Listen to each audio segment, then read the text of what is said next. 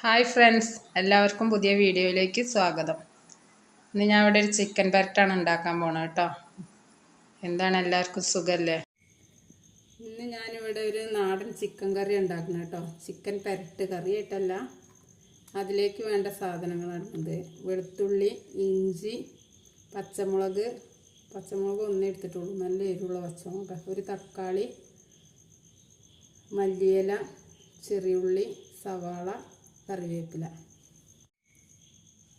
ഇനി നമുക്കിത് വെളുത്തുള്ളി, ഇഞ്ചി, ചെറിയ ഉള്ളി ഒന്ന് അരച്ചെടുക്കാം. നല്ലോണം അരയരുത്, ഒന്ന് ചതഞ്ഞ പോലെ ചതച്ചെടുക്കാം കേട്ടോ.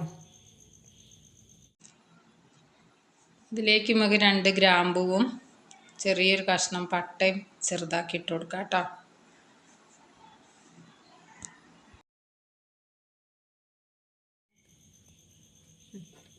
അപ്പോൾ ഗൈസ്, നമുക്ക് സ്റ്റവ് കത്തിക്കാം. പാൻ അടുപ്പത്ത് വെക്കുന്നുണ്ട്.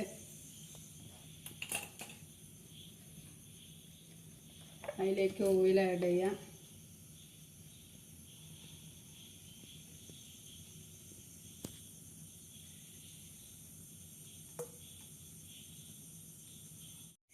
നമുക്ക് ഈ അരച്ച മിക്സ് ചൂടായ എണ്ണയിലിട്ടിട്ട് വഴറ്റിയെടുക്കാം കേട്ടോ.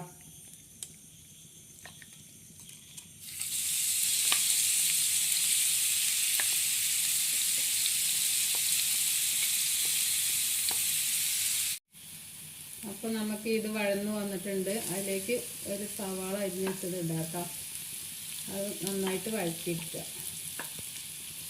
പച്ചമുളകും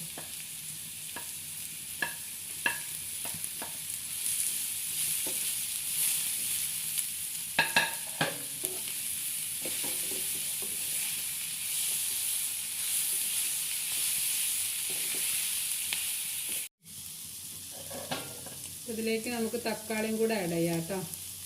തക്കാളി നല്ലോണം വഴന്നു വന്നിട്ട് ചിക്കൻ ഇട്ടാൽ മതിയാവും.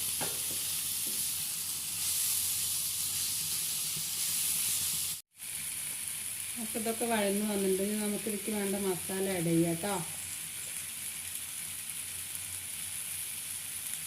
മുളക് പൊടി ലേശട്ടോ, എരിവിന് ആവശ്യമായിട്ട് ഇടുക കേട്ടോ. മല്ലിപ്പൊടി പിന്നെ കുറേ ഇടണ്ട, 1/2 കിലോ ചിക്കനാണ് ഞങ്ങൾ എടുത്തിട്ടുള്ളത്.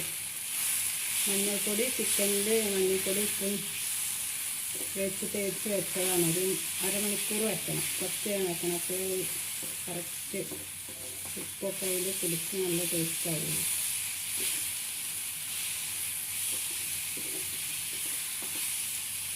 പൊടി ഒന്ന് വഴന്നതിന് ശേഷം നമുക്ക് ഇപ്പോൾ ഈ മസാല നല്ലോണം പാകമായിട്ടുണ്ട്. അത് നമ്മൾ ഈ ചിക്കനിലേക്ക് ഇട്ടിട്ട് നന്നായിട്ട് മിക്സ് ചെയ്യാം.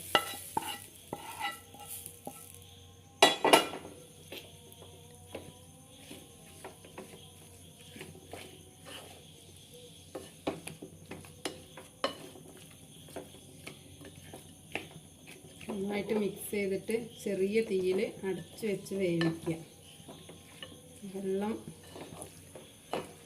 കറി വേണമെന്നുണ്ടെങ്കിൽ നമുക്ക് ലേശം ചൂടുവെള്ളം ഒഴിച്ച് കൊടുക്കാം കേട്ടോ.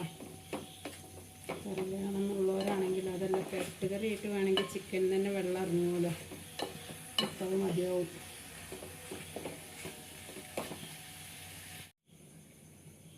അപ്പോൾ നമുക്ക് ചിക്കനിൽ വെള്ളം ഇറങ്ങിയിട്ടുണ്ട് കേട്ടോ. അപ്പോൾ ഒരു ലേശം പെരുംജീരകപ്പൊടി ഇട്ട് കൊടുക്കാം. അതുപോലെ തന്നെ ലേശം കുരുമുളക് പൊടി,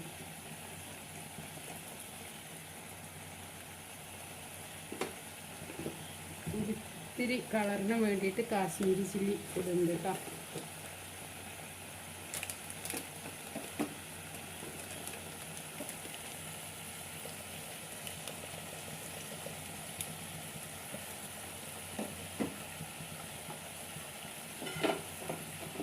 നന്നായിട്ട് മിക്സ് ചെയ്ത് ചെറിയ തീയിലിട്ടിട്ട് വേവിച്ചെടുക്കുക.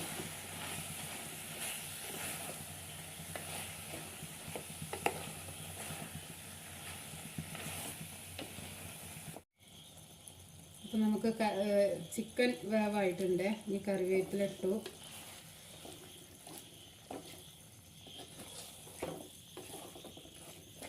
മല്ലിയില ലേശം ഇടാം.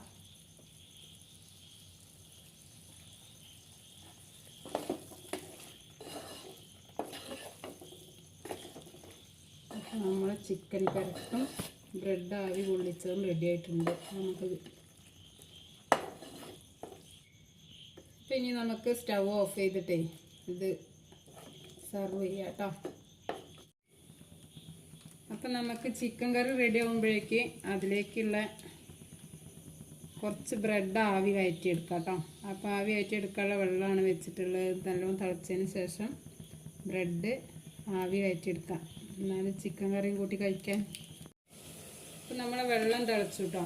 അപ്പോൾ അതിൻ്റെ മേലേക്ക് ഒരു അരിപ്പയിൽ ബ്രെഡൊക്കെ നിരത്തി വെച്ചിട്ട് ഒന്ന് ആവി കൊള്ളിക്കുക. അപ്പോൾ ബ്രെഡ് നല്ല സോഫ്റ്റ് ആവും. അപ്പോൾ ഗൈസ് ആവി വന്നു കേട്ടോ. അപ്പോൾ നമ്മൾ ഇത് ഓഫാക്കി വെക്കണേ. അപ്പോൾ ഗൈസ് ബ്രെഡ് ആവി കൊള്ളിച്ചത് കണ്ടോ, നല്ല സോഫ്റ്റ് ആയിട്ടുണ്ട്. ഇതും ഈ ചിക്കൻ കറിയും കഴിക്കാൻ ഭയങ്കര ടേസ്റ്റാട്ടോ. എല്ലാവരും ട്രൈ ചെയ്യണേ. അതിൻ്റെ കമൻറ്റ് അറിയിക്കണം. ലൈക്ക്, ഷെയർ, സബ്സ്ക്രൈബ് ചെയ്യാൻ മറക്കരുതേ. Bye friends.